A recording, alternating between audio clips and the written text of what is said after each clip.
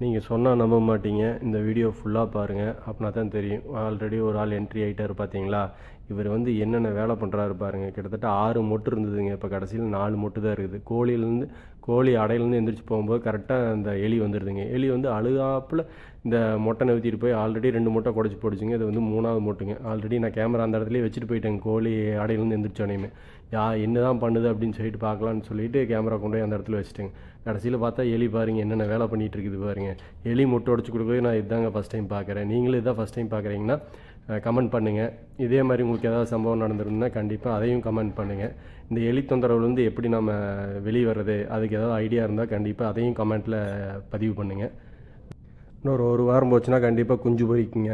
சரி, அதுக்கோசரம் அந்த மொட்டையை உடச்சி மறுபடியும் எலி குடிச்சிட்டு போயிடுச்சுன்னா நாம என்ன பண்ண முடியுங்க. சரி, அதனால தான் அங்கேயே நின்றுங்க என்ன தான் பண்ணுவோன்னு சொல்லிட்டு கிட்டத்தட்ட அதை உருட்டி கீழே தள்ளிடும் போது நான் கரெக்டாக அங்கே வந்துட்டேன்னு வைங்களேன். எலி அதனால தான் அங்கேயும் இங்கேயும் ஓடிட்டுருக்குதுங்க. எலி தொந்தரவுக்கு ஏதாவது ஐடியா இருந்ததுன்னா கொடுங்க, அதை கமெண்ட்டில் பதிவு பண்ணுங்கள். ஃபர்தர் அப்டேட்ஸ்க்கு மறக்காமல் என்னுடைய சேனலை சப்ஸ்கிரைப் பண்ணிடுங்க. அப்படியே ஒரு லைக்கும் தட்டி விட்ருங்க.